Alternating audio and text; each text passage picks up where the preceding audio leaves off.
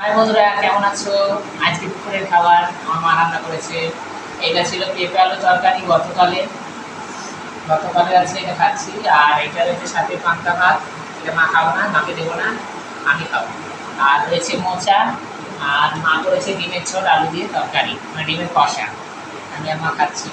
ওকে, এই দিয়েই খাওয়া হয়ে যায়। তুমি বিকালে তো নিছ। আমার আচ্ছা, তুমি খাও। আমার মা আর আমি একসাথে বসে খাচ্ছি। কত ভালো লাগছে বলো তো? ভালো লাগছে না? আনন্দ লাগছে না বন্ধুরা?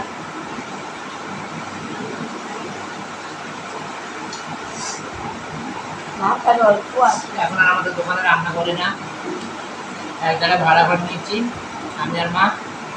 আমার রান্না করতে হয় না, আমার মাই রান্না করে। যা, বাবাটা একটু ভালো থাকো, আমার সোনা বাবা। তাহলে তুমি মোচাটা দেখো, এটা খাই না। ডিমই তো খান কম, এ তো মনে খাওয়া হয়নি। টাটা বন্ধুরা।